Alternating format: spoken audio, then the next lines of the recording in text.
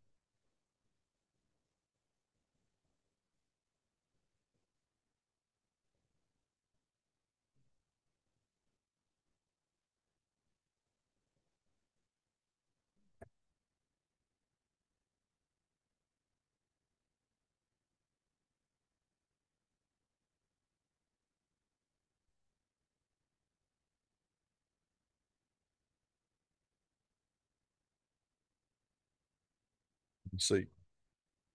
Sit next to. Hey, everybody, if you don't mind going ahead and grabbing your seat, we're going to start here in 1 minute.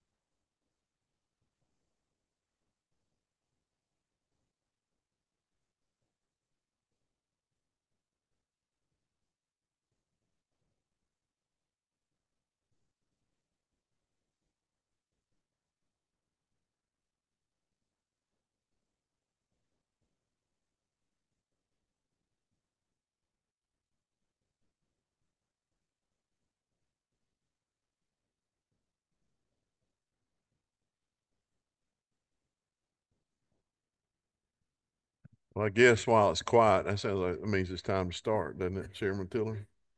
Yes, sir. All right. Well, good afternoon. I'd like to welcome y'all to this joint appropriations subcommittee and special subcommittee, the House Appropriations on Prisons. We're glad you're here. Glad this meeting is occurring. Um, I want to thank the governor and the governor's staff for agreeing to present or have presented on his behalf by the Commissioner of Corrections his recommendations for that department in the amended FY25 and FY26 budget. We do realize and recognize that this is, I don't know if it's historical is the proper term, but it is out of the ordinary.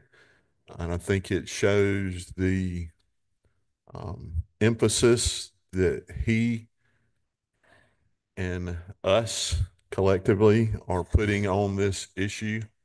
I do appreciate him agreeing to do that. You know, you can study things for a long time and hope that you get the right answer and the right path forward. Well, this has been studied and studied, and I think it's time to get something done. And the best way to get something done is by starting today with the roadmap on where we're headed and what improvements we are going to do with our Department of Corrections. Chairman Tillery. Nothing to add there. Thank you all for joining us. As Chairman Hatchett said, this is a little bit abnormal to start with the announcement of the governor's proposal before what the Constitution requires, which is that he present us with his budget proposal by day 5 of the session. So this is what, 2 weeks early from that number.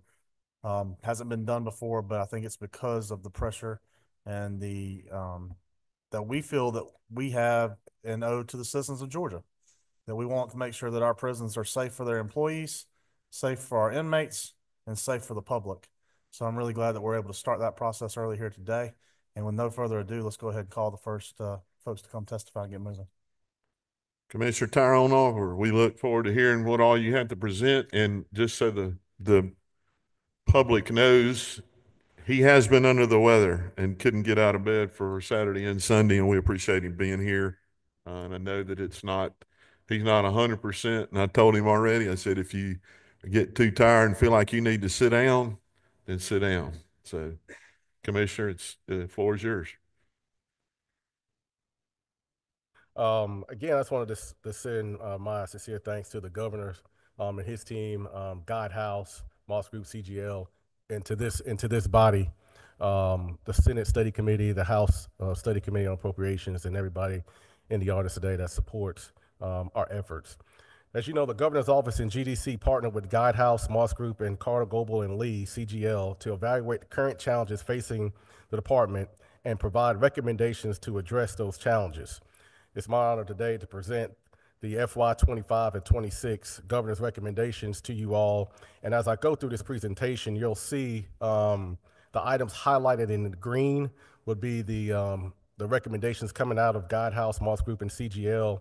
and the others would be straight from those green items are the recommendations that they provide to the governor's office to put in his budget, and also the others are just the governor's recommendations themselves. Commissioner, I just want to tell the members of the subcommittees, if you have a question during his presentation, hit your button, raise your hand or something like that, and we're going to ask questions as we go. Okay? All right. I think I'm controlling this, right? Next, please.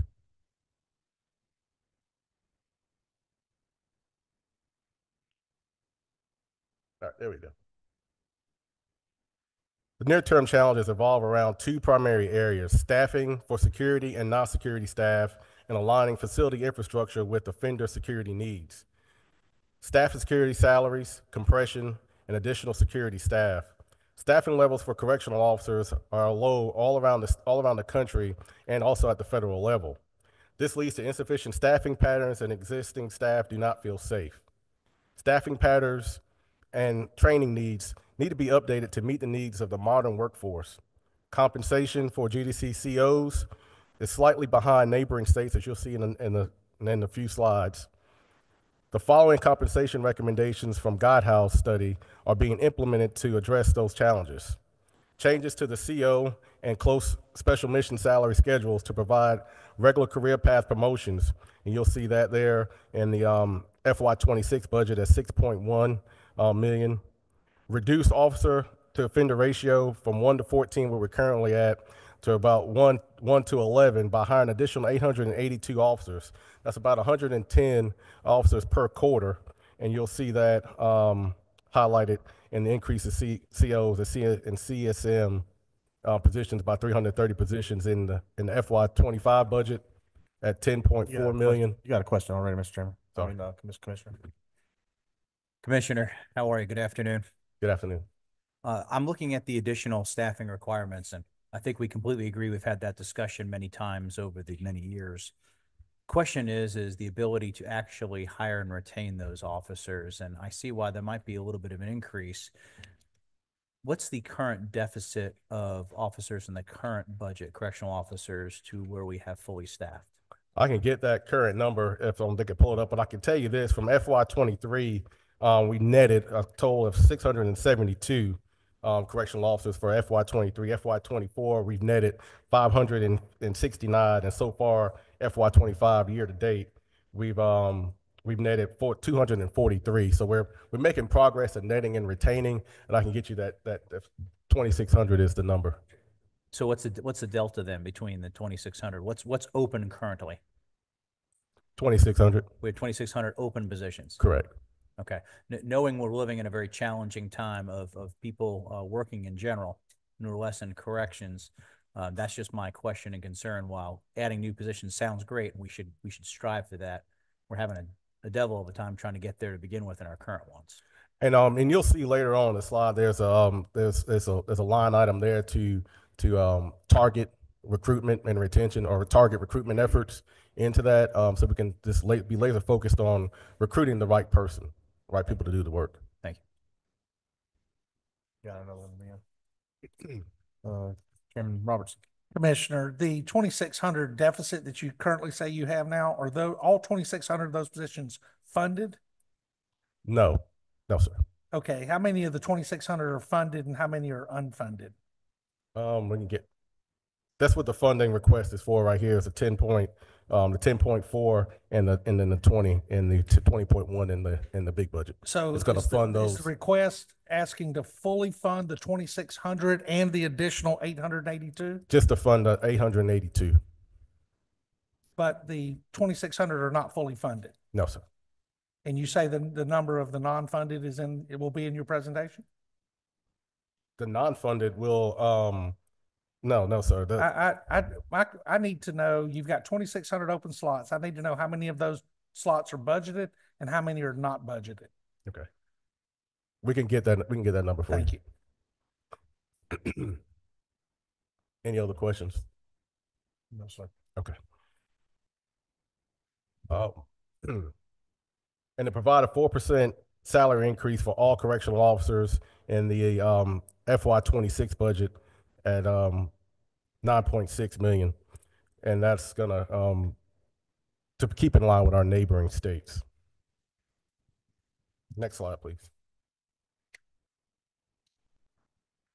On this slide, you can see where we sit right now as it relates to our neighboring states, with the exception of Florida, North Carolina, and Tennessee.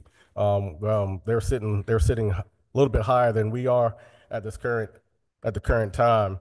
And when you see with the governor's recommendation in FY25, you'll see where those salary schedules will go to from CO1 from 44 to 45.8, CO2 48 to 50, and so on and so forth. You could kind of see that.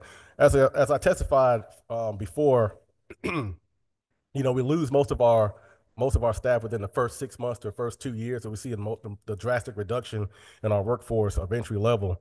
And this right here with the in-grade promotions, hopefully it'll keep those staff or have them retained, give them something to look forward to every 6 months up into that CO3 position. Once you get to that CO3 position, that'll be right at your 2-year mark, and hopefully we can retain more staff if they're known to getting an in-grade promotion increase every 6 months. Next slide, please. In the private prisons, pay parity is increased funds by providing a 4% salary increase to provide pay parity for compensation to GDC staff. You can see it's broken down there by Riverbend Correctional Facility at $735,000 and Core Civic at Wheeler, Coffee, and Jenkins at $2.2 million for FY26. Any questions? Okay. Non-salary solutions for security staff and additional recommendations to support increasing staffing, implement an enhancement, recruitment, and retention effort to centralize statewide recruitment efforts and entry-level positions, kind of what you talked about, Mr. Chairman Robertson, as far as targeting that. You'll see that at $2.8 million. And what we're going to do is working with our current vendor, Chanley Group, to really focus on targeting more advertising in those hard to find areas, revamping our marketing strategy to really go out and capture the people that really want to do the job. As I said before, it's a calling, and we want to find those people who are called to do this job. And we've been doing a good job at that, but I think we could do a much better job as far as doing some targeted focus on that. Modernized training program to utilize technology that allows for scenario-based materials. You'll see that there at $900,000. Currently, we have 12 simulators, 180 simulators across the state, utilized for de-escalation, firearms, decision-making, leadership development, and so on. So we're going to expand that across the state for more consistency and training across the state. Continue to implement additional technology to improve safety, security for staff improvement. That's where you see the officer tablets in the amended 25 at 2.5 and FY26 at 2.4. We're seeing an increase in productivity when it comes to officer tablets. They're become a huge bonus in retention. As you know, we're using those antiquated log books. You have to write down in a log book, a docket book, so to speak, of all the activities that the COs are doing. Now they're able to carry a tablet around, and actually they like it. It's more modernized and more conducive to what they do. Currently, we have 23 state prisons that's currently live with officer tablets. The plan is to add one additional facility per month to have all 35 state prisons live by the end of calendar year 2025. Currently have about 1,050 tablets distributed across the facilities. This will bring us up to about 1,600. Will you kind of say that last part again about how many say all that again? We have about 1,050 currently deployed in the field. Tablets in the field? Okay. Tablets for officer tablets. So are they at every facility now? They're at 23 right now. Okay. And we plan at the end of the calendar year with this recommendation and support of this funding to have them at all 35 state prisons by the end of calendar year 2025. Okay. I got a question, Commissioner. I don't need the details or the technology behind it, but one of the things that you've heard the Senate talk about explicitly is wanting to limit cell phones, inmate cell phones in the prisons, and then the drone issues, et cetera. How do the tablets interfere with that goal? Because I imagine the tablets have to have their own source of internet. They're on Wi-Fi, so it's on own network that the officer tablets use. So there is an ability to accomplish both. Correct. Yes. All right. Next slide, please. Good segue. Contraband interdiction. Managed access, infrastructure, equipment, and installation at 14 additional locations for a total of 27. You'll see that at 34 million. Drone detection at additional 2 locations. Hold on. You're going to have to elaborate that first one as much as you can. All right. Like, what does that include? What is the managed access system? Is our cell phone interdiction technology that we're utilizing and putting into place to talk to Mr. Chairman Tillery's point for cell phone interdiction, our managed access system. And how many facilities are that in now? 27 or 13 facilities, and then the actual 14 will be 27. So they're already in 13 facilities. Correct. Now? Okay. The new ones that we go into are in 2 facilities right now, but we have a subset of managed access at additional locations. But the new vendor that we're currently using right now only in two facilities currently. And the time frame on that is end of March. For how many facilities? 13. Okay. You got a question from Chairman Workhausen. Thank you, Commissioner. On the 2, so there's, I guess, 3 levels. There's the old managed access, the 2 new ones, and then the unserved. Can you give us, even if it's anecdotal, how effective, especially the new managed access are? Yeah, the new managed access system is very sophisticated with updated technology. As you know, technology evolves daily, at least by the minute. But with this system here that we have in place with our current vendor, it's able to capture a lot more than what we currently have at our other locations. And we're not going into too much detail as far as the technology for the safety security reasons. We could probably have a conversation offline to talk about what that system entails.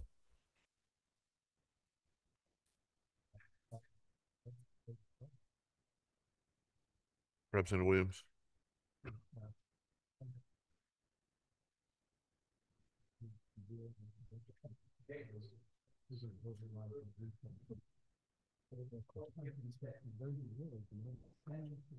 It's too early to tell, but what I can tell you, it's proven as the test, as we've tested, more effective than the ones we have in place now. We're able to capture a lot more information and stop a lot more traffic from getting out. Representative Mathis.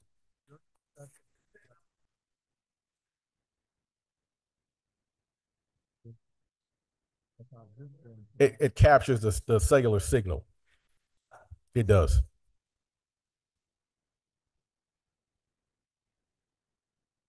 Okay, appreciate it. And then going back just to touch on the drone detection at 2 additional locations for a total of 25 systems, and the drone detection is at $966,000. Our digital forensic unit, you'll see there at 1.4. As you all know, FCC imposed a reduced cap on cost of inmate telephone calls and eliminated fees that supports our interdiction unit and illegal activities. This recommendation supports the continuation of that operation in our digital forensic unit. Just a side note on that, they play a vital role in organizing, processing, and analyzing, investigating data recovered from contraband cell phones and devices from the offenders. They're a nationally accredited body from their board, and they play a vital role in keeping our facilities safe. And so we're asking for that funding to continue that as we get all these other systems up and running and continue to eradicate and combat gang criminal activities inside the wire. Next is our body camera replacement at 2.7 in the amended 25 and 1.7 in the FY26. Body cameras and taser systems are interlinked to allow for the taser, once it's unholstered, it'll start recording. This is much needed technology improvement. Most of our technology that we have is over 10 years old with our tasers. This will update them, and also not only holding the officers accountable, but all the interactions with the offenders accountable as well. So is it true, Mr. Commissioner, that at the present moment, or I need to ask this question, present moment, officers in the facilities, do they carry tasers? Not all of them, no sir. Okay, so this will allow all of them to carry Majority tasers, ones on shift. and it has a camera to support Correct. their action. Okay. Correct. And also it creates consistency across the state. Right now, as you know, we have, like I said, tasers that are old technology and body camera solutions that are not compatible with the taser. So once you unholster that taser with this new technology, the camera automatically kicks on. So the officer doesn't have to worry about activating the camera once it's unholstered. Okay. Any other questions? Go ahead. Go. Can that camera system be turned off by the officer? Yes. Yeah, they can be turned off by the officer. Is that something you want? You're talking about like once it's activated? If they were to activate by removing their taser, can that camera system be turned off by the officer? And Yeah, if so, but is that something we want? But it's a good audit log on that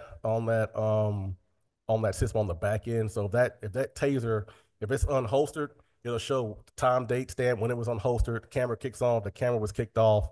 It'll also show that. Axon has a very well, I can't speak today. Elaborate system to where it will also on that audit track will also tell you how many times the taser was activated, if the trigger was pulled, how many seconds.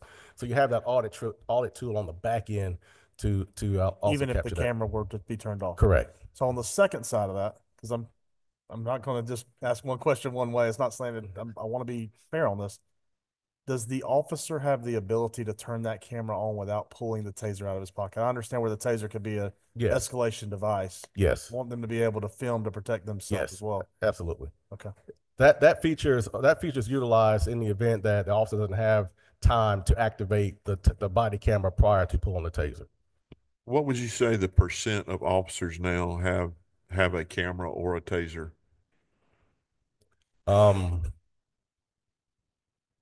It is 1,800 tasers that we have deployed throughout the state. I'm not sure about the cameras. You know the camera count? The camera count is about 1,300, but it's not a consistent. They're all not Axon. There are different vendors that we're using as So well. this will make them all uniform. Correct. All on Okay. one platform, all uniform. Yes, sir. You got a question from Chairman Robertson. Commissioner, to be clear, an officer may have a body camera but not have a taser. Is that correct? That could be true. Yes, sir. Yeah, and so the technology allows those with the taser to marry them into the body camera. Yes. Those who do not have the taser still have the ability to use the body camera. Yes, sir. And normally, I know in past policies and procedures, the only time an officer would turn the camera off is if it would be a violation of policy where he or she may be recording a private conversation or something of that nature. But in the carrying out of their duties, use of force, things like that, the policy would require that the camera be on. Is that Absolutely. correct? Yes, sir. Okay. But you could be an officer with a body camera without the ability to have a taser based on your assignment, correct? Correct. Okay, thank you. Any other questions on that? I think you're clear questions right now. Next is the implementation. It's a Moss Guidehouse and Moss Group recommendation.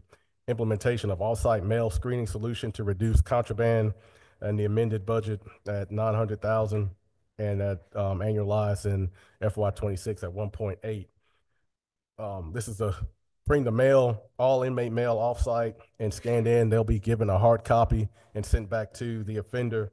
And it also eliminates or hopefully drastically reduces the amount of contraband and drugs coming in through the mail from the offender. So it's an off-site provider that will do that for us. How often do you capture things now that come in? Often. Everything, examples? We don't capture everything, obviously, but it's a tedious process that right now the officers have to open the mail, or our mail staff have to open the mail, examine it, but it's hard to tell when a paper is treated with any type of bug spray or any type of narcotic on the piece of mail to be able to come through. So this will eliminate that. It'll go off site, and then hopefully that treated paper won't come into the facility from the third party vendor.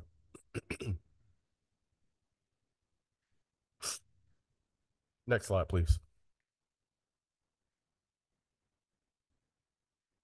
Non-security staff salary increases. Staffing levels for non-security staff are also lower than normal and negatively impacts the delivery of educational and rehabilitative programs, which negatively impacts offender behavior.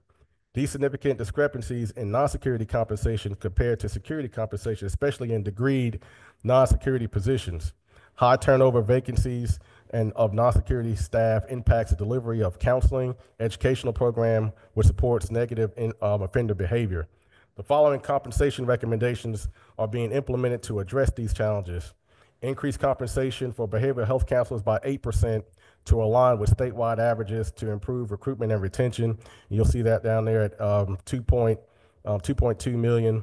Increase compensation for educational, chaplain, food service, and maintenance positions by 4% to align with statewide averages to improve recruitment and retention at 1.8 million in FY26 for a total of 4 million.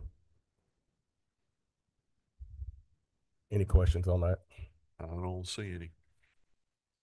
You got one from Chairman Robertson.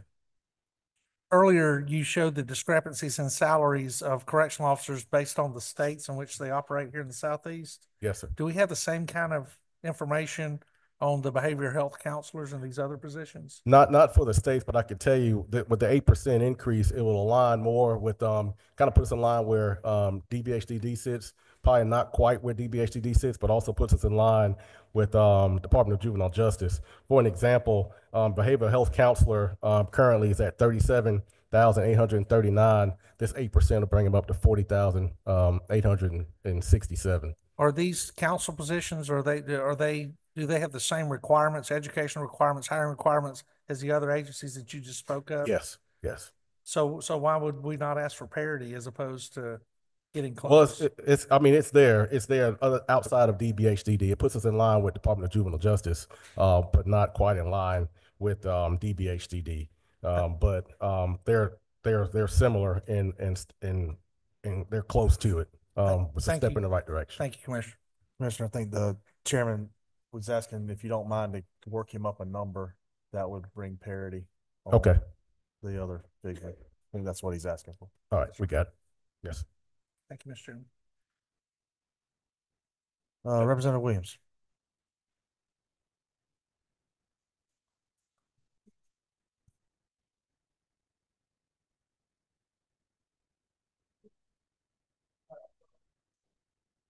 Go over to the next one if you don't mind, Chairman Williams. I want to make sure you always have eloquent quotes, and I want to make sure we don't miss them on the camera. What will that do with retention, but mostly recruiting? If you're not on parity, not just the state, but where teachers are, because you want the same qualifications. If I can start at $45,000, $47,000 in a school system, why would I take a $7,000 hit to come in your situation? Tell me what that does. Yeah, the education is a little bit different. I think we look at an education specialist currently, they're starting right at specialist 3, starting at 55,622. That 4% will bring them up to 57,847, and then specialist 4, 67,8, and they bring them up to 70. So again, I think we're right in line with some of those teachers out there in the communities when it comes to education. I'm specifically referring to the counselors that you had at 38. Okay. That's what I'm talking about, parity. Yes. So I want to know, where are they in comparison with an entry-level teacher that their requirements are the same educationally? I want to know where it is. Our teachers aren't on the same. No, I don't mean your teachers. I mean teachers in the school systems of Georgia. Yes, sir. Where is a counselor now, and how does it compare when you start recruiting and a person's looking for a job and the school system's paying 45 and you want 38 at a starting level there? Tell me about the counselor's pay. Might be the same, I don't know, but it just seems like to me it would impede your recruitment if you're not competitive with the system. Yeah, you're right. It's anytime you come in to provide services behind the wire, that it automatically impedes our ability to recruit and retain. It takes a special person to kind of come in there to provide those services behind the wire. But I can definitely follow back with you and get you with that. Yes, sir. Yes, sir. Thank you, Commissioner. You have a question, I believe, Chairman Albers. Thank you, Mr. Chairman. Commissioner, getting back, final question on behavioral health counselors. You know what the education requirements are for someone to play that role? Is that a bachelor's and or a master's degree or certificate? Can you help me understand that? Master's level and bachelor's level. I'm sorry. Some are bachelor's, some are master's, but bachelor's level is the basic requirement.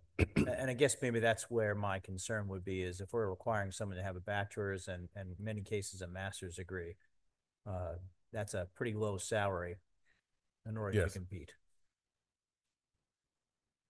Thank you. All right. Any other questions? Commissioner, we'll keep going. All right. Next slide, please. All right, support for educational programming. Chromebooks are utilized in education classes. This is funding is to replace damaged and outdated Chromebooks in amended fiscal year 25 at 450,000 to replace about 1,000 of those Chromebooks. And also to expand the contract to increase GED testing from 20 to 25 for the growing offender population, which requires more resources and more retesting. So to have that at $701,000 for a total in the amended budget at 1.1 and in the FY26 budget, 805,000. Next slide. Commissioner, Yes. these opportunities that we're providing for the inmates to improve themselves, are they eligible for that if they've acted up? Yes, yes. All offenders are eligible to receive educational and or rehabilitative service if they choose. But if they get inside and they don't act right, are they still eligible? Or are they Yes. taken away? They're not. At what point do they get taken away from them? I mean, unless they're in for behavioral reasons, or if they're in segregation, they might have restricted access, but they will still have some access to some rehabilitative services. Okay, thank you. Commissioner, I got a question. The technical school contract, you may not know this answer, but it's something I want to flag, so I'm saying it mainly for us up here. Do we cover a head count for that TCSG student as well? We probably don't, with it being a being a GED number, but I'm wondering what your dollar goes to at TCSG. Obviously, that's an entity that we cover with state funds otherwise already. Yes. And if that's 701,000 that we can redirect into your cell phone interdiction or some of the salaries that Representative Williams talked about, I'm flagging that more for us. Yours I guess, is a direct payment based on the number of GED tests Yes, given? sir. Yes, sir. I don't know why this figure is this, but if I know it's increasing from 20 to 25, which is a $5 digit, right? How could the contract then end in a 9 if it's only for that payment? There's got to be something else in that $701,789 line. And I didn't know if it goes to a salary, like you have to pay the salary of the individual or anything like that. I'm interested in a little bit in that breakdown offline. Okay. Okay. Representative Hagan.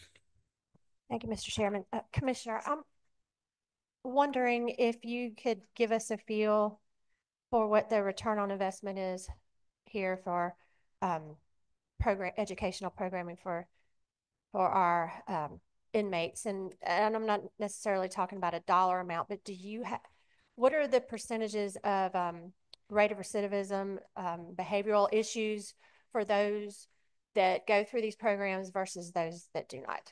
Let me try to. I think you might have this on your in front of you here. Yeah. But you can see that the recidivism rate for if you're in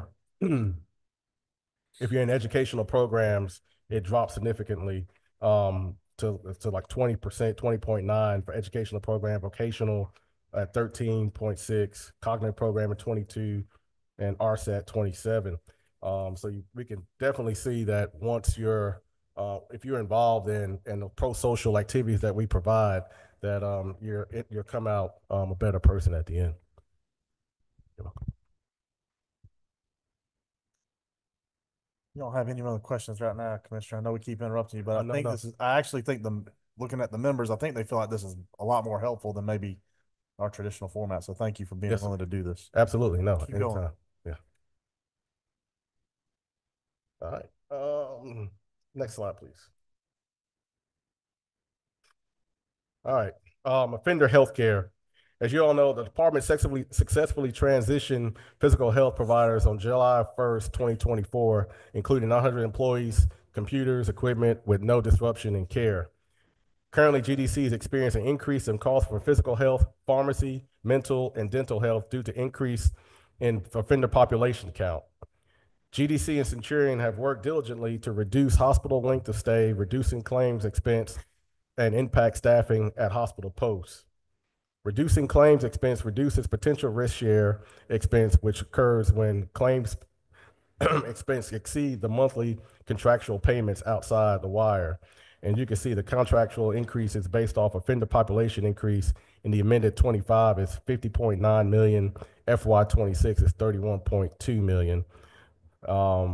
Electronic health records, as you know, our previous vendor had its own electronic health records, which we successfully transitioned to by supporting this recommendation, which we've already in progress with at 15 million for amended and 146,000 in FY 26 will allow us to have our own electronic health records. So in the future, we won't be, for lack of better terms, held hostage from a vendor from our own health record. We have that ability to, if we need to switch healthcare providers or pharmacy providers, mental health, dental, we can do that and maintain our own electronic health records. And then also you can see there, which is I huge. think you got a quick question on that, Commissioner Robinson.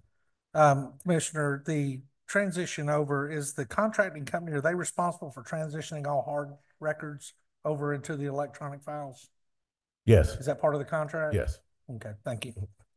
And he made me now come up with a question. When we talk of that increase in our healthcare contract, did we not just sign a contract with an entity? We did. How long was that contract? A year. 1 year. Did they complete their year before coming back for an increase in there? It's our projected contract amount. So right now we're budgeted for 240, and we're projected to spend 255 million. It's the population increase. And also I'm going to talk about in the next line the LTAC unit. Does that vendor have any other state contracts? Yes. Okay. Go on. Thank you. Can you tell me how much that is per inmate? We can get that. We can get that number for you in a second. While they're pulling that number, I can go over the next line item. Is the department is seeking to install a long-term acute care LTAC unit at a facility to reduce claims and expense and reduce staffing at hospital posts. This funding is recommended in the capital outlay budget, but you'll see it right here in FY 26 at 6.2 million, but it's also you're gonna see that in capital outlay. Currently, GDC pays approximately $2,000 a day in claims for costs for offsite acute care. It's roughly $16 million annually, and must provide 2 correctional officers for every LTAC offender. That's roughly 44 correctional officers per shift at 6.5 million in salary costs. Bringing LTAC services behind the wire will save millions of dollars and officer posts in a short period of time. The return on investment should break even within the first year. Currently anticipating the operational costs. So by supporting this, you can see hopefully in the future to drive down that healthcare cost drastically, because we're spending a lot of money on LTAC units by pulling that back behind the wire.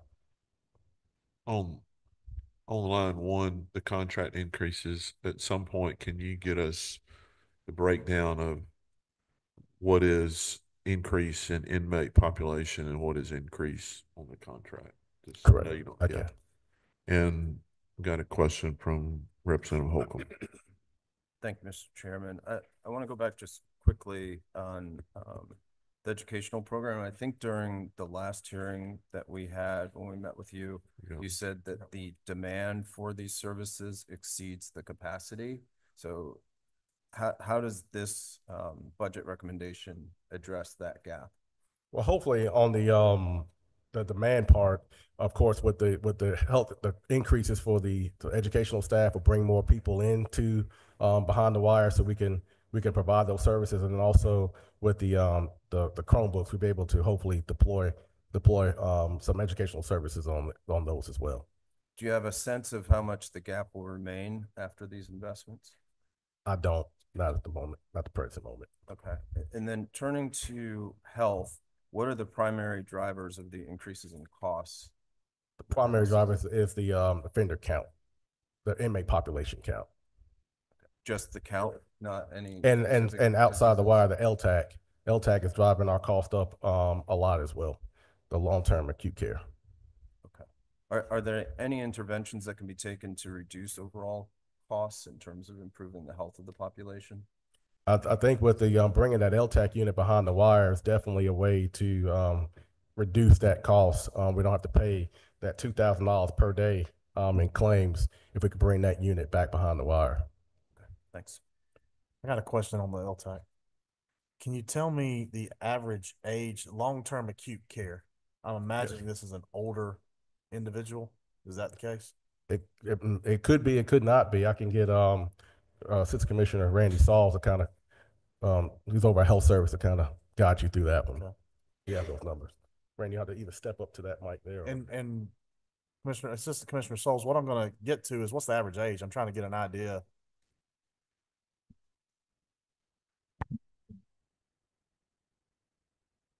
Yeah, to answer your question, we have a large population of anywhere from 18 to 20 patients that are in long-term acute care facilities for any number of diagnoses, independent of age. They they're too sick to be released home, and their home is prison, but they're not acute enough to still remain in the hospital. So they need long-term acute care services. And these services can range anywhere from a few weeks until several years, depending on their disease state. They could be on a ventilator. They could be on a chronic dialysis that requires them to be significantly bedridden.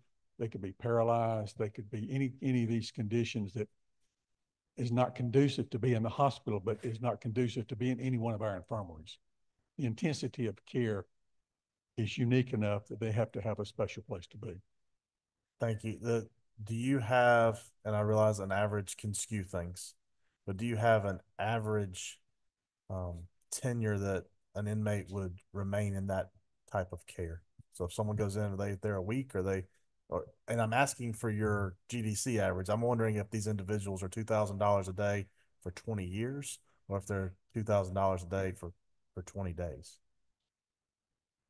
It would depend, so I can calculate a daily average on my census I get every day. It shows the days that they've been. I think the longest patient in one of our facilities now is around 3 years. Okay. So it could go that long. But I can calculate an average per inmate day, or an average per inmate, or average by per knowing admission. that 3 years helps me. I didn't know if this was something that would be an extreme. That would be an end. Okay. Many are 10, 12, 14, 16 weeks. Others will be there for a year, 2 years. And then my last question on that is, how many individuals do you have? You had to call it today. How many would you have in that care today? About 20 today. 20. Okay. Representative Williams. Thank you, Mr. Chairman. Sometimes I have trouble remembering my cell phone yesterday, but there's something I remember some time ago prior to you, Commissioner.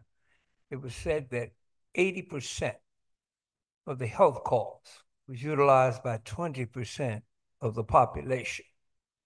Are those numbers pretty factual? And secondly, now look at this. The amazing thing is it looks so much like private health care insurance company, because that's been happening in forever. I mean, they start getting your discharge papers ready when you get your bed. So, but tell me about the 80-20. Is that still true? That would be relatively accurate statement over time. If you look at it, chronic disease and chronic care cost more than healthy patients. And so your number of chronic care patients within the population is less. Our population in the state system is around 40,000, not counting our privates and county partners. And so of that 40,000, a significant number of those have chronic medical conditions that require chronic interventions. Just our dialysis patients alone, we manage about 50 dialysis patients at Augusta State Medical Prison. That's an example of that chronic care patient consuming those resources every day over and over and over and over. And you take those folks from around the state and collectively, and then look at their hospitalizations, those that are back and forth in the hospitals for chronic disease, cardiovascular disease, pulmonary disease. Those are the ones that contribute to that significant cost to that smaller group of folks. Can I ask a follow-up, his follow-up? Maybe I understood it wrong, or maybe I asked a bad question. I thought when I asked you how many people are in that LTAC, that long-term care, you said today 20, but then when you were answering his question, it was 50 potentially going to get dialysis today. Help me understand, why would it not be, how could it be 20 if I got 50 in one day going dialysis?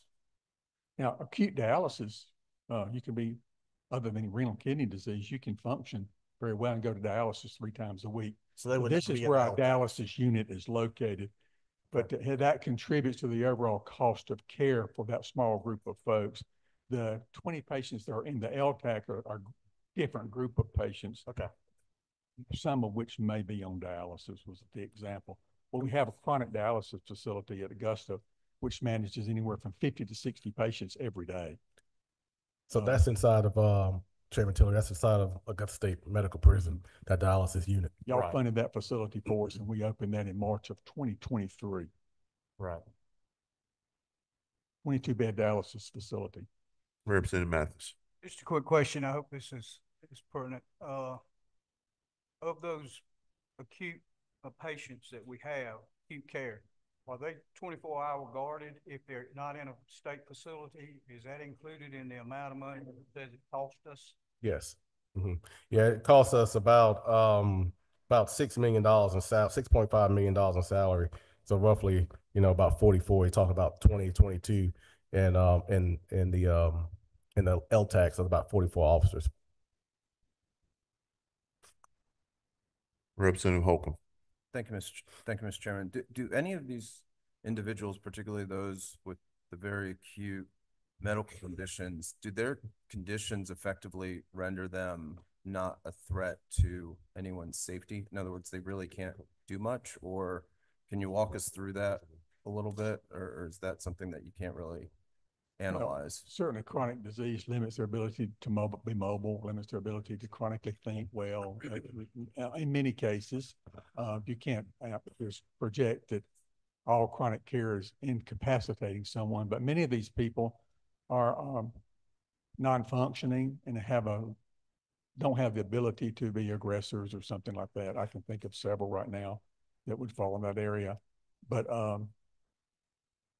and we do have a medical reprieve program that we work to present those patients to the pardon and parole through medical reprieve, very aggressive program on that. And then they would take those recommendations from our medical providers to identify these kinds of individuals and present them up to the pardon and parole for consideration. Can you give us a sense of the numbers that we're talking about?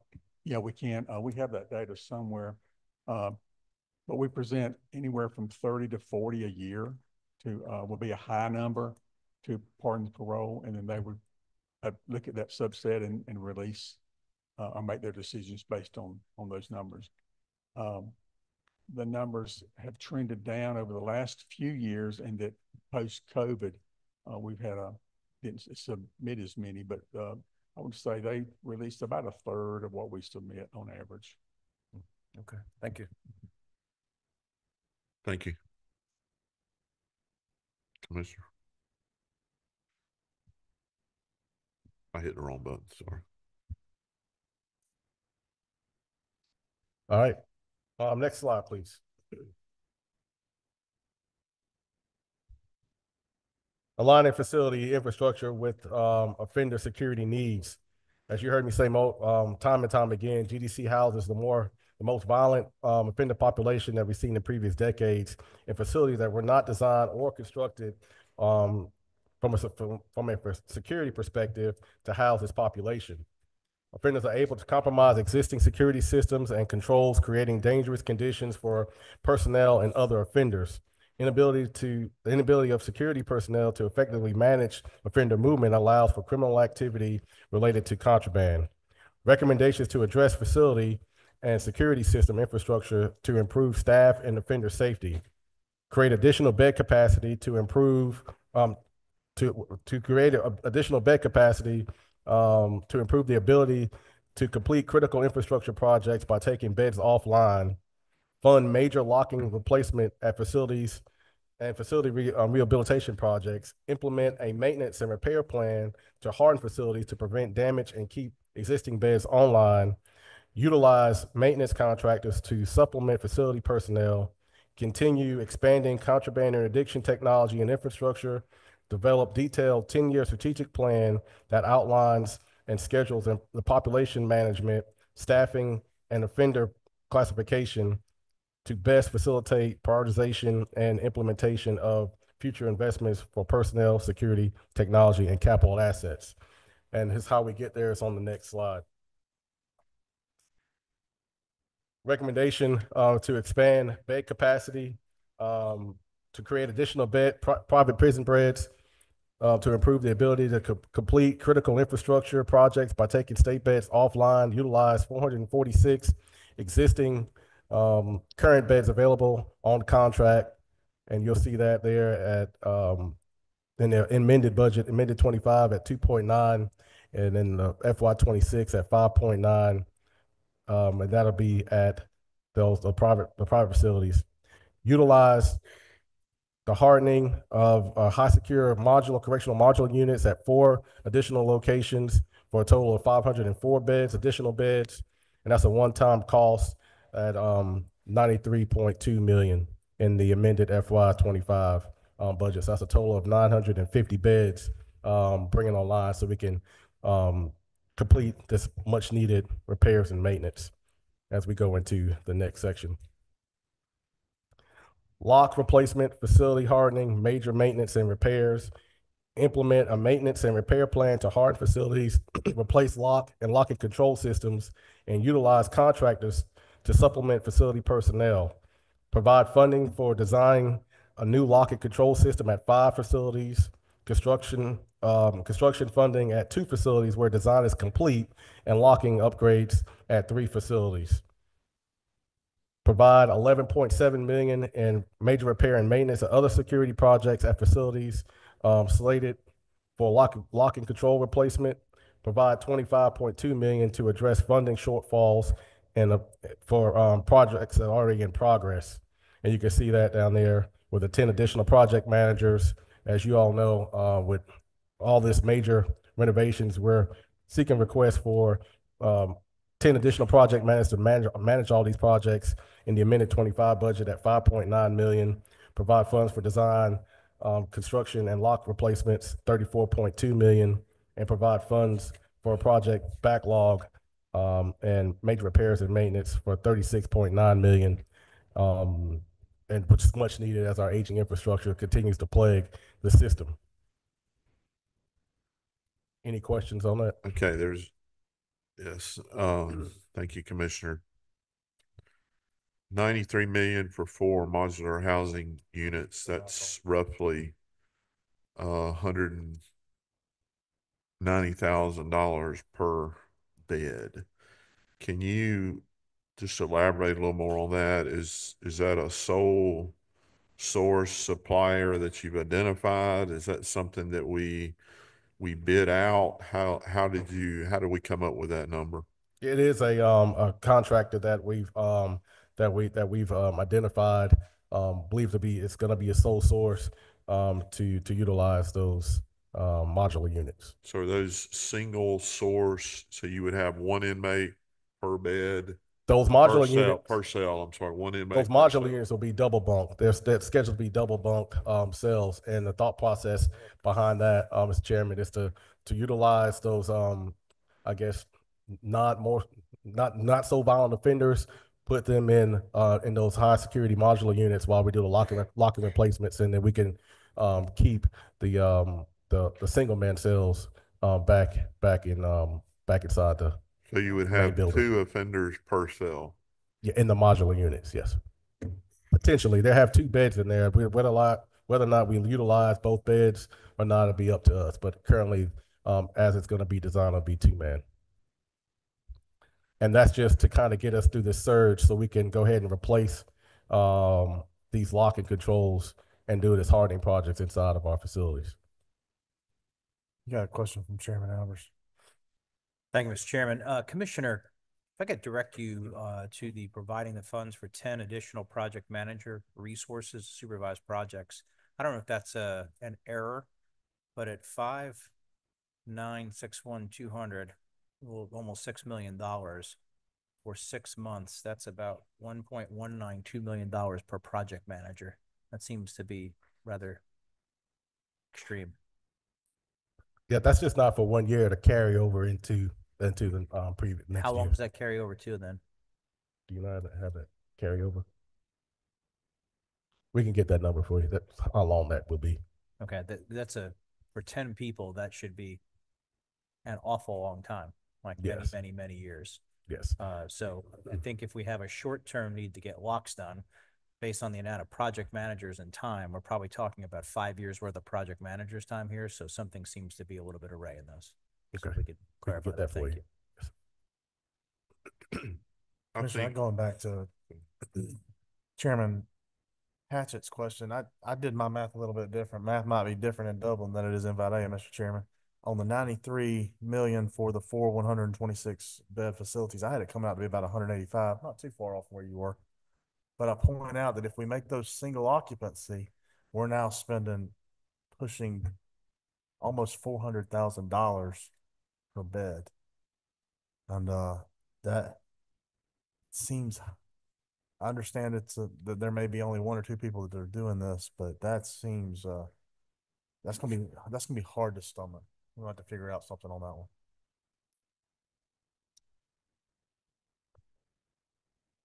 Representative Williams. On those modular units, that's a one-time cost that once they're in place, they can be in place for a long period of time, up to 20, 30 years. So they're not just a unit, and we can, move them around if we see fit, but the plan is to kind of keep them put while we go through our plan. And you'll see later on that in the 10-year strategic plan I spoke about earlier, to kind of help us with that. So these are high grade, high security modular units. You got some other questions? Representative Williams.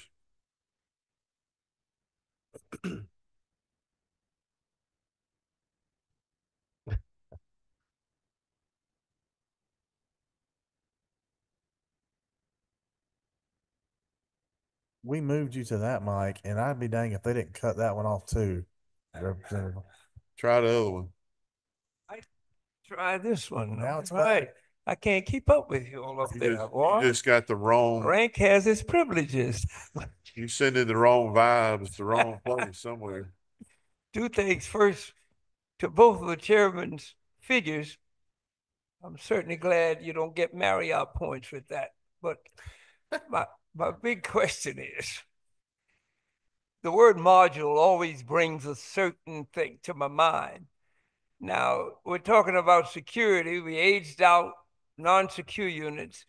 And so we're saying that modules today are better than the prisons of yesterday. Just the 30-second view of the construction of a module unit. I think of mobile homes when you say that. Yeah, there's it's a lot more hard than a mobile home.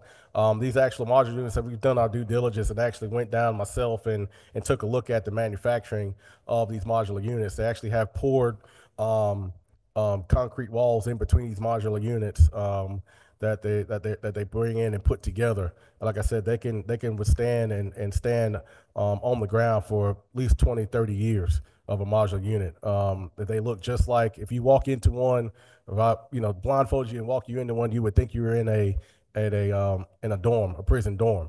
So they're not modular units. They're modular units, but they're not constructed as a modular home. They're a lot more thicker and a lot more secure than a modular home would be. Any other questions about the modular units before we allow Commissioner to move on again? Thank you. All right, thank you. You got another? So on lock replacement, you may have said this, and I apologize if I did not hear you. What's the time frame on the lock replacements? Total 5 to 6 years when we complete all lock and control placements with the current funding that's recommended to do that on lock and control, lock and control projects. Are the vendors' ability to do that the reason for the time, or is it because of having a place to put offenders during the repair? A little bit of both right now, but I think really it's the lock and design. So it's not just replacing the lock itself. You have to go in and replace the whole lock and control system, so you're not using keys. So we rewire the dorms. We do any kind of hardening projects that we may have to do inside the dorms at the same time we're doing the lock and control. Commissioner, I can't express, and you and I've had these conversations about the locking mechanisms and the issues there. I can't stress to you my feelings enough on the importance of getting those done and done expediently. And I think you would have the support of those in this room to do whatever you have to do to break all speed records at getting those done. That's a good segue into the next slide. Okay. Facility emergency and repairs, implement a maintenance and repair plan to utilize contractors to supplement facility personnel, harden facilities, prevent damage, and keep existing beds online. Provide an increased funding for emergency repairs and facility maintenance to support, to bring beds online and to assist with population management. Provide funding for up to additional 100 surge emergency maintenance contractors and facility maintenance staff. Provide a 5-person Tiger team to support current locking and control projects, and provide funding for 16 contracted skilled craftsmen for urgent high priority needs that exceed the current facility maintenance personnel. And you see how that breakdown there is to provide funding for emergency repairs at 35 million, the maintenance staff 15 million, 15.2 million in the amended, 15.5 in FY26. The Tiger team for the lock and controls at 248, the amended 25, and FY26 at 1 million. And then also the additional skilled craftsmen, 1.1 in the amended and 2.6 in FY26. And so to your point, Mr. Chairman, that's kind of how we're going to try to expedite, along with the bed expansion in the private prisons and the modular units. We can get these Tiger teams in there along with our personnel. I'm gonna slow you down for a second, Commissioner. Can we advance the slide that we see on here and the one you're? I'm sorry. We got your slide deck, but I don't think next slide. There you go. There you go. Sorry about that. No, that's fine. Just want to make sure that we're watching up there get to see it. He got excited because I opened the door for him on that. So. And we're talking about locks. Good call there, Hatchet. And so that's gonna really speed up the process when it comes to replacing lock and control placements. I know we had that conversation about expanding that team. If it takes 4 or 5, let's get 5 more people in there. And so we heard you, and Moss Group and Guidehouse and CGL also noticed that was a need, and also the governor and his recommendations that put in the budget. So hopefully that would expedite that process. So in the bidding process for these different projects, is your department able to do all that on its own, or do you actually have to work through Department of Administrative Services also? Yeah, we could do some of it on our own, and then we'll probably, for the contractors, we can look at existing contracts that we already have with some of our vendors to be able to do that. Okay. You got questions across the panel, Chairman Robertson, and then Chairman Howard. Chairman Hatchett kind of touched on this. So would there be a new RFP going out on these lock repair and replacement? Or are you using existing individuals to do this? We're going to use existing state contract, what's on state contract to replace the lock and control system. So there is no RFP. So there's no original RFP, right? Yes, there is original RFP out. Al, if you want to speak to that, you can grab that mic. Yeah, the Department of Administrative Services set up multiple contractors for the lock and control projects. They do other type of work for security. And so we put the design document out and they all give us a quote and we choose the best vendor for that. And as part of that RFP, again, to something Chairman Hatchett mentioned, does it allow this work to go on 24 hours a day, 7 days a week? Or does it prohibit? Does it prohibit? We see DOT do it. I've seen it done in large jails where maintenance starts and doesn't stop until it's completed. Yeah, facility. I don't know that we would do 24/7, but the goal of this project is to actually shut down half a facility and do multiple buildings at a time. What's taking so long right now is that we can only do one building at a time usually with the beds. And so the goal to increase the number of available beds is to shut down half a facility at a time, do 4 or 5 buildings at once. And that way we can get through quicker and do multiple facilities at the same time. Is the request for the mobile units in order to help with this project? Yes. Yes. Do we not have empty beds in the state currently? No, not enough. Minimal. Okay, do we not have an empty facility in the state currently down South Georgia? Autry's offline, but Right. it has about 500 beds available. There are offenders at Autry. Again, we're doing the same thing there. They're using half of the facility. Well, back to the original question, the chicken and the egg, do we have to have the mobiles before we can start getting aggressive on replacing and designing locks? Yeah, so I think to that point too, I think, we can utilize that 400, and I think it's like 446 private prison beds currently until we get those mobile beds online. So that kind of give us a little bit of a headway. Those mobile units will be hopefully within 12 months to be able to get those on the ground and give us an additional 504 beds. And that'll give us enough time as we work and do the lock and control design and to go ahead and work on that design. And so by the time those mobile units get on site, we'll be ready to go on those projects. Thank you. I think what Chairman Robertson Whip Robertson was kind of saying is what some of us are feeling is that, our patience is, we're ready. I am too. Well, and I think, hit on the 24/7. I mean, I think we're there and we need to do whatever we got to do to get it done, Commissioner. Okay. Yes, sir. You have a question from Chairman Albers. Commissioner, if I could direct you to the provide for a 5-person Tiger team to support existing lock replacements. It's a $250,000 in the amended and then $1 million plus in the 26 budget. I guess I'm trying to reconcile the page before where we've got locks there and project managers, design, construction, et cetera. And then we've got it yet again here. Is that just a consistency issue? I'm trying to make heads or tails here.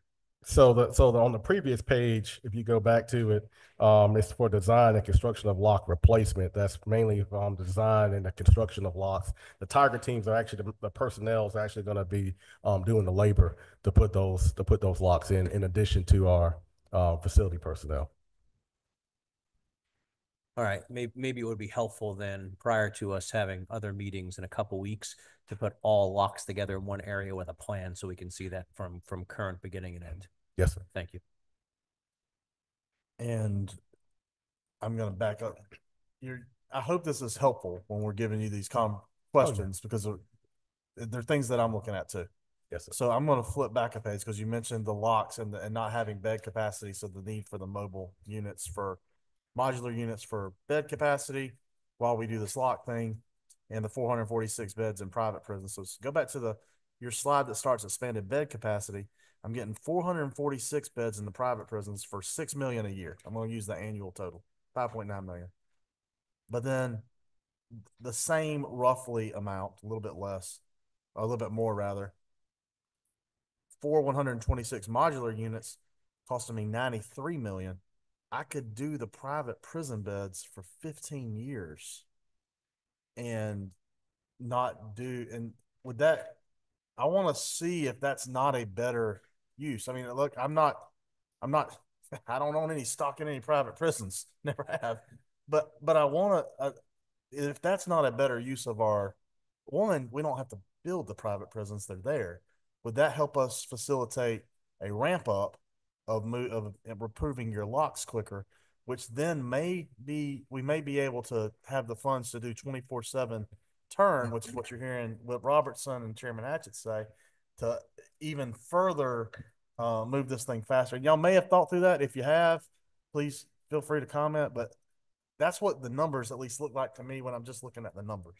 Yes, sir. And I think when you look at that, I think that's maxing out our private prison bed capacity. Currently at Coffee, Wheeler, and Jenkins, Coffee, there's 188 beds. Wheeler, there's 257 beds, and Riverbend only has 1 bed available. And so that's kind of maxing out the core civic side of the house. It's maxing out their bed capacity.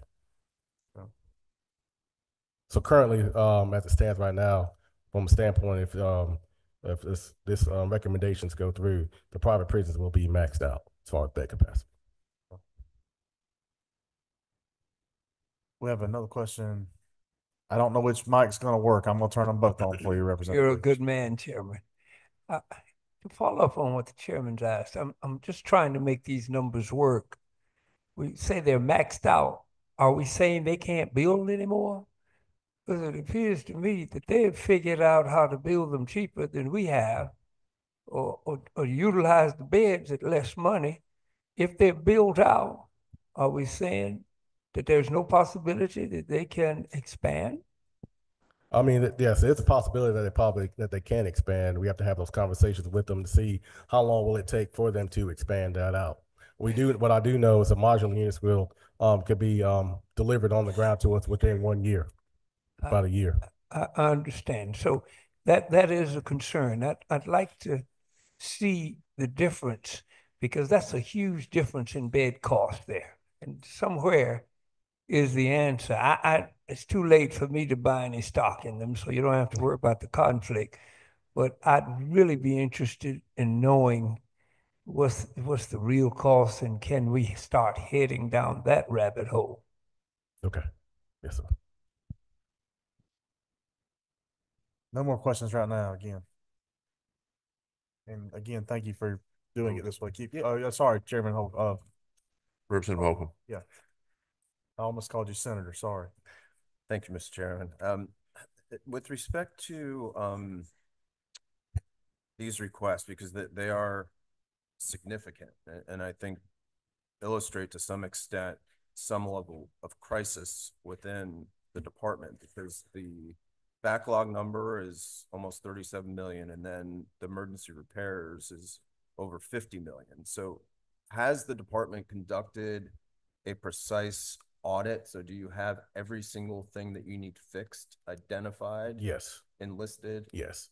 That's what that backlog number is. It's all our deferred maintenance that we've had identified for multiple years. Okay. And then I'm interested in a different chicken and egg problem from Whip Robertson, which I think he correctly identified the challenge of getting the repairs made with working through the situation with the beds and the logistics and everything else. I'm interested in the problem of the staffing where we started. And my impression is that the staffing is somewhat related to the issues with the physical conditions of the various prisons to begin with. And if it is going to take 5 to 6 years to remedy these issues, then we're not likely to fix the staffing very quickly. Or do you disagree with that? I think when you talk about the 5 to 6 year plan, that's the kind of for the projects that we identify. Like you said, we plan on taking one state prison offline, half of the prison offline, moving that population with the existing staff there, with the beds over to the other half of the prison, and utilizing private beds and hopefully the modular units. Be able to do these projects a lot faster. I can get you the actual count of how many prisons we can have that we're going to complete within those 5 years. Okay, let me ask it differently. how soon would we have certainty that every lock in our prison system works? Certainty. Yes. I think once we get on, you got the lock and control timeline. It's 5 to 6 years.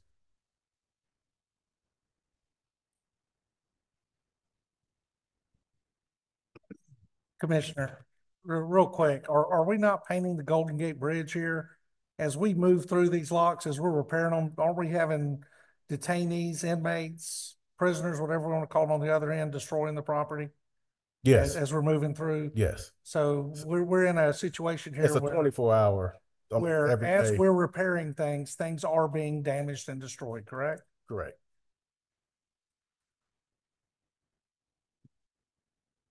Chairman Albertson.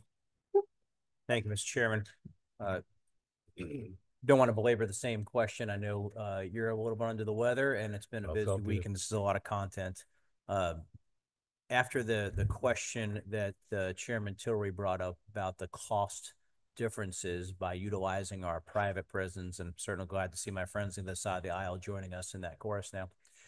But knowing that the cost is less significantly, I happened to just communicate and text with a few folks in our private prisons who appears to be there's quite a bit of capacity, perhaps 1,200 beds in one, 800 full security prison beds that are available right now outside of that 466. So what I would like to ask is shortly after this meeting that we huddle together and find out what that true capacity might be, because there may be more available than we may know right now. Not saying that you wouldn't have known ahead of time, but I think this is an opportunity for us to expedite that process and leverage their good work at a much cheaper rate. Okay. Yes, sir. Any other questions right now? Okay. Don't have any other questions right now. Mr. Commissioner, keep on going. All right. Next slide, please. It's to redistribute central repair funds, as you can see in the amended 25 at 2.2 million, and in FY26 2.2 coming out of state prisons to detention centers, distributed out to detention centers and transitional center program for their capital repairs and maintenance as well. And our capital outlay recommendations, vehicle replacements at 12.8 million. This is based off of age and mileage. FF&E for Washington State Prison at 46.4 million. Designed for a new state prison at 40 million in the amended 25. And of course, we talked about our long-term acute care unit at 6.2 in FY26. And McRae State Prison additional construction to finish up that project in FY26 at 15.5 million. Do you have a timeline on the McRae facility completion yet? It's complete. We got the certificate of occupancy, so hopefully we should be moving the offenders in here shortly within the first couple of months here in this month.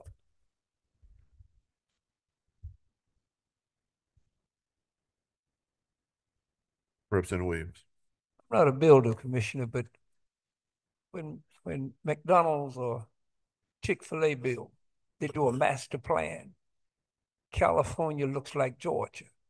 Why are we spending 40 million to design a new prison? And are we going to use that same design instead of a new 40 million for each one? We've done a lot of work on the design for on the Washington State Prison, so that 40 million is to kind of tweak some of that design and look at some of the ways we can improve the new prison site location, things of that nature. So that 40 million is going to go just for that work. We've done a lot of work with the design for Washington. It's going to be the probably the not the cookie cutter, so to speak, but the model for the prisons moving forward outside of a diagnostic facility. Once we start to replace a diagnostic facility, that's going to require a whole different plan.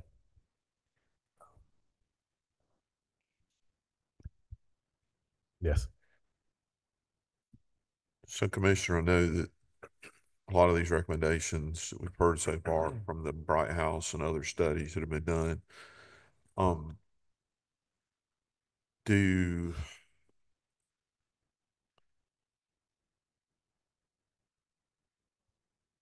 to figure out how to ask the question. do we know the size of additional prisons that we want to build, learning all of the things that we've learned historically on size, workforce? Have we really studied that yet as to what the size of the ideal prison would be? Well, I think it's going to come back down to that 10-year strategic plan when you look at it as far as future. But what I can tell you, the work that we've done on Washington, well, my recommendation as it stands today wouldn't go above 1,500 single-man cells. But again, we're going to look for the guidance of that strategic plan, that 10-year plan, looking at our population, looking at the offender population, and also the needs of the not only the offenders but for the workforce, as well as figure out what that size would be. But as it stands right now, when we looked at Washington, that will kind of be the ideal size, no more than that. And just as a extra here, I guess the guidehouse study is not technically going to be complete until June, July. Correct. Okay. Yes, sir. Okay. All right. So there's still going to be some things coming from their recommendations. Absolutely. Probably next year. Yes, sir. Okay. Commissioner, what's your current? Well, I'm gonna let you get through. I see you have one more slide, then I'll ask some follow-ups. All right. Next slide, please.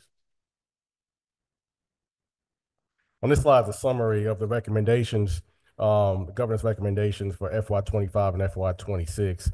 I won't belabor and go over each line item, but you can see the amended FY25 and the governor's recommendations at 458.7 million, and in FY26, 144.6 million. And we would also just ask for your favorable consideration and support in these recommendations. And again, just want to just echo the sentiments and just thank the governor's office and this body again for hearing us out. Study committees have been very helpful in providing some of these recommendations, along with Godhouse, Moss Group, and CGL work collaboratively with us, along with the governor's offices. I just want to just publicly thank them again for the work they've done on the amended budget and FY26 budget. And Mr. Chairman, that concludes my presentation, and I'll be happy to answer any questions, and my team is here to answer any questions you may have as well. Thank you, Commissioner. First, any questions? Any members have any follow-up questions? And if you could, leaving that slide up might be one. It keeps our ugly faces from showing up on folks who are watching online. But if you could throw that last slide back up, I think it's a good summary. All righty. Representative Powell, sorry. Chairman Powell. Chairman Powell. Thank you, Mr. Chairman. Commissioner, I just want to ask a couple of general questions, but Chairman, hold the mic to your lips so we can hear you. what's the current census? About 50,000, 49,886 today. 45,000. 49,886. Does the Department of Corrections, do y'all still categorize inmates by their security level? Yes.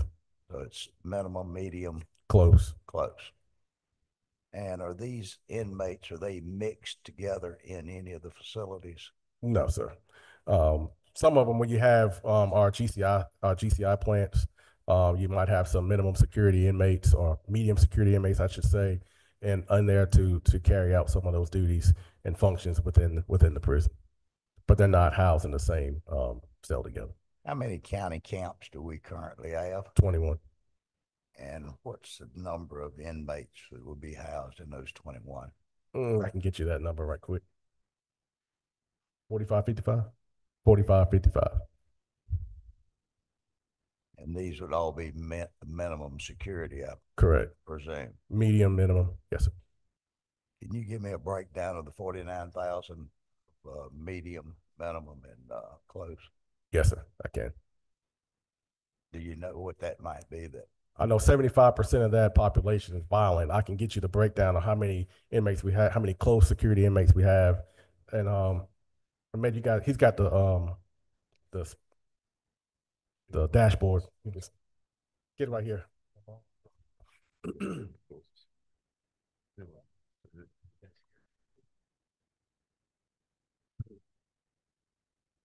Mr. Chairman, as it stands today, we're 11,547 close, medium 31,319, and minimum 6,988. How many minimum are there?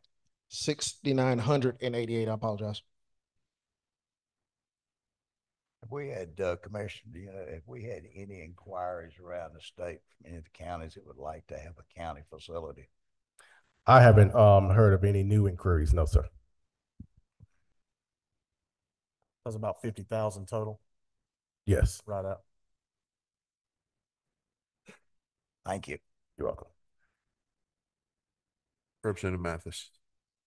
Yeah, thank you again. After we had the meeting a few months ago down in McRae, we all emphasized the cell phone and the drone problem.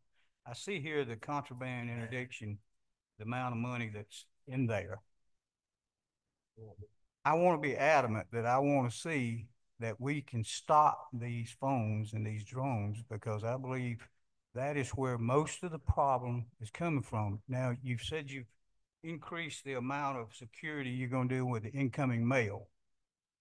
So if you do that and you don't shut down another part completely, I feel like that's going to increase. And what's happening in some of these small counties where the prisons are, they're having to catch these perpetrators. They're the ones that are flying the drones in, and they're going into county jails, and the counties are having to pay for those prisoners. You mentioned a minute ago we had to have health care. Well, there was one failed that had brought a drone in one of my counties, in Lisa's county, and they had to bring him to Grady. They had to stay 2 deputies 24/7 from a county paying for them to cover a prisoner that was committing a crime against a state prison. So I think we need, I know that's not completely in what you're doing, but I want this committee to be aware of that's happening. And there's small counties that don't have large budgets and big tax base and that sort of thing. It's really, really a problem. We talked about that down there. Yes, sir. With the DA, we talked about that with the circuit judges, sheriffs, and we had several other folks in there that were affected by this.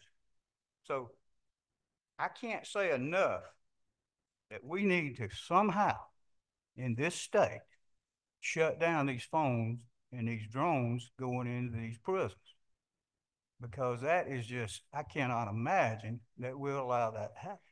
Yeah, it's not allowing it to happen. But I know we keep saying it's a federal thing, and we keep saying it, well, we got to change it. I mean, if it ain't working, fix it. I'm old and you can see it, but that's what you do. When you got something happening and it ain't working, you fix it. But I appreciate what y'all trying to do, but that's going to need to be done, in my opinion. And we got to have these small counties that get hit hard without getting these prisoners in there that are, causing this against the state prison, and then they're having to take care of. So it's a burden. It's a burden. And I do thank you very much. Yeah, and thank you. And then also let me just publicly thank, and since you mentioned it, our local partners in our contraband interdiction fight.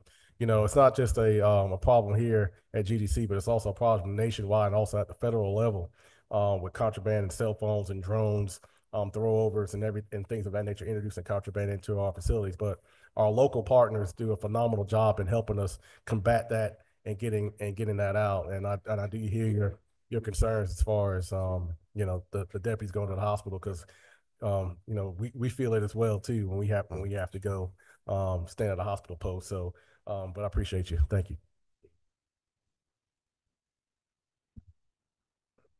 Will Robertson. Yeah, just a real quick point of personal privilege. Commissioner, I do appreciate you being here today. I would ask that everybody keep former Department of Corrections Commissioner Jim Wetherington's family in your thoughts and prayers. Jim passed away yesterday at home in Columbus. He was the police chief of the Columbus Police Department when Governor Barnes appointed him to the Department of Corrections. And after he retired from the Department of Corrections, he went back home and, under the encouragement of several of us, ran for mayor and was a very successful mayor there in Columbus. A good, godly man and somebody that was a true role model to me and any law enforcement officer that ever come in contact with him. So if you'd please keep the Wetherington family in your prayers, I would greatly appreciate it. Thank you. Thank you. Senator Watson.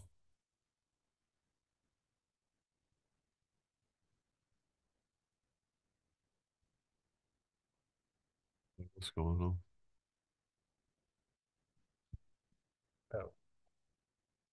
Thank you, Mr. Chairman.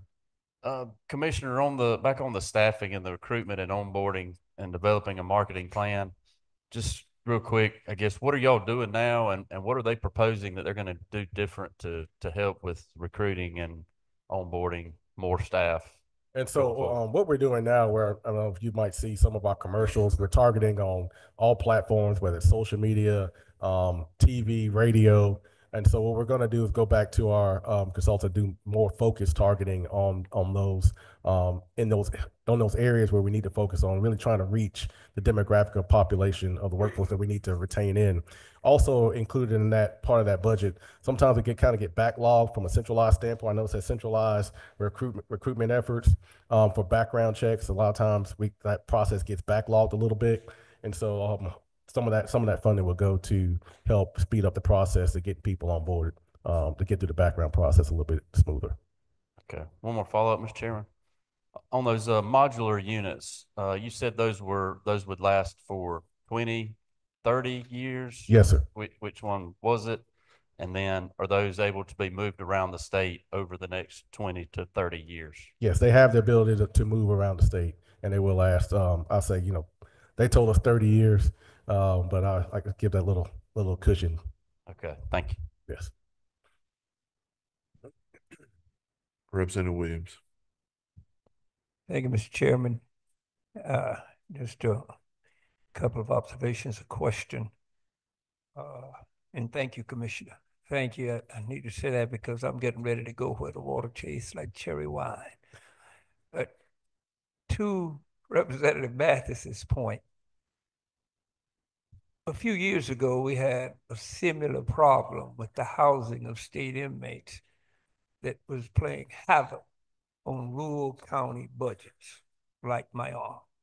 We solved that, and the state was reduced terrifically, and I know we can solve that problem. Counties shouldn't have to pay for state prisoner offenses, and you take 2 deputies, it's really tough on a rural community. But I want to reach back and tell me if I heard correct, that you have 2,600 vacancies. Is that correct? That's correct. Requested 800 plus positions. With the problems, why 800? That's less than half of what you need.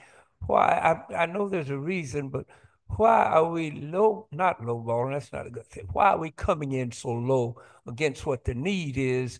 When you hear about, you can pass. I've come to Representative House District and see 4 or 5 cars at Smith at night. And I speed up because I don't want to be near there because 5 people can't save me.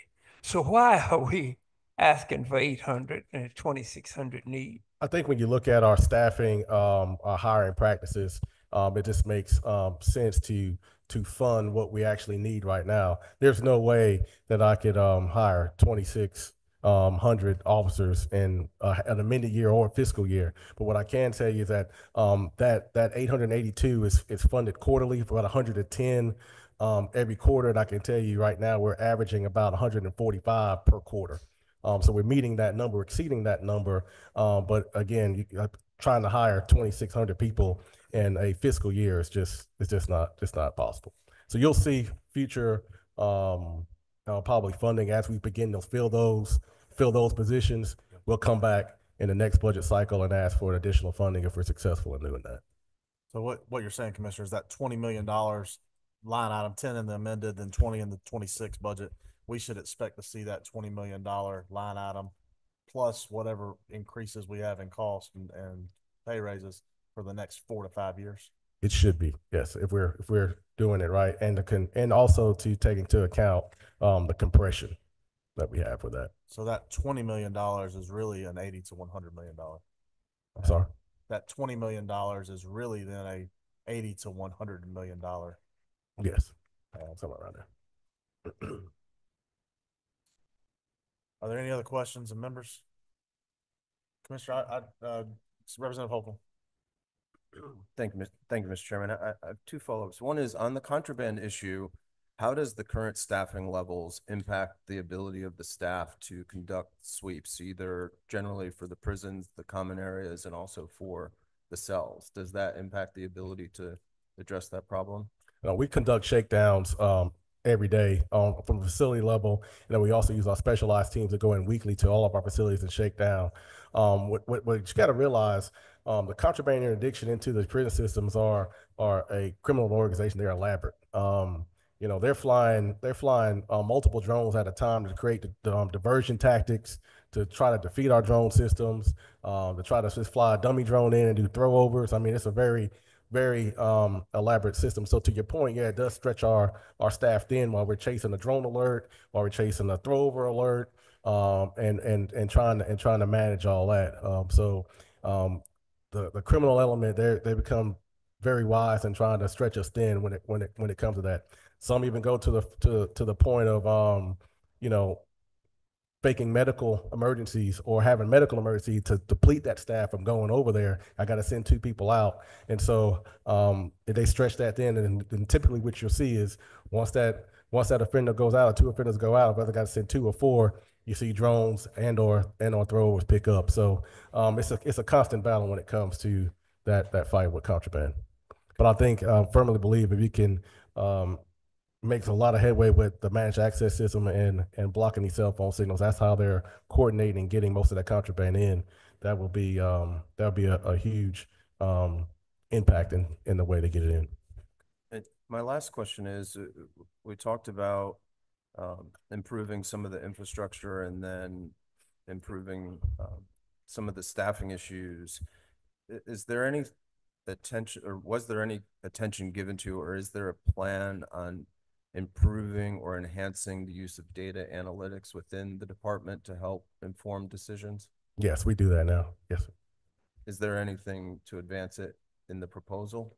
Only thing, not really in the proposal per se, other if you start breaking down like what we're doing on onboarding and recruitment and things that we're doing with the officer tablets, that'll probably try to tie back into that.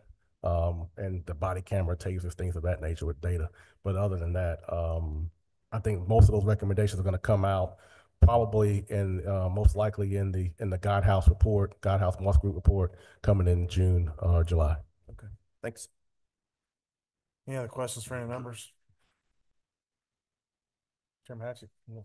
Well, Commissioner, I want to tell you again, thank you for coming. We're going to keep asking hard questions. I don't necessarily think you've shied away from them. So please know that we're going to keep asking because there's a lot of money. Absolutely. One thing that Representative Williams asked earlier was about comparison within the department of, for instance, I think he had the mental health care workers pay. And he asked you how that compared to teachers, DJJ. You told him it brought him up to parity with DJJ, still left us a little below teachers. I don't want to compare teaching to being a prison guard. That's not my goal at all. But we know we have issues with staffing our schools. Our average teacher pay, our starting teacher pay in Georgia is now $43,000. Remember that almost every system in the state has been able to waive Title 20. So they don't necessarily have to follow our pay scale anymore, but that is what the pay scale sets for Georgia, and that's what we fund right now. Starting pay 43. Average teacher salary, according to the Southeastern Regional Education Board, for Georgia teachers now is $64,000.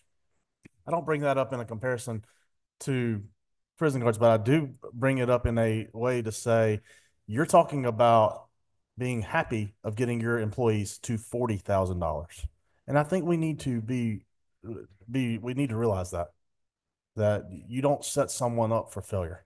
Yes. And that's something that we're going to need to address as our body because we're the only ones constitutionally able to do so. Please do know that I've never been known as someone who was easy with money.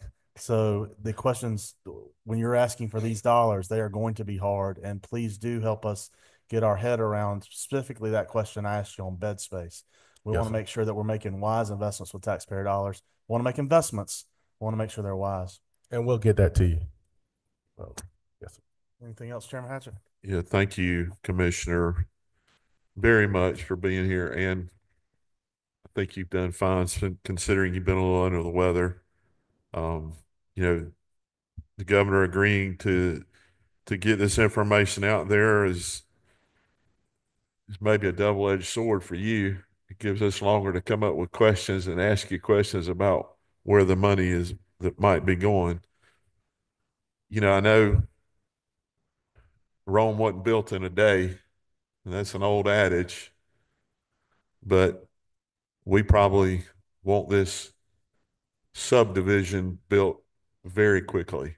So I know, and I know these issues didn't happen overnight, but we're going to push hard. Yes. Thank you, and I'm sure we'll have many more subcommittee meetings, and I appreciate you doing this. And I think that being said, we're adjourned. Thank you. Thank you.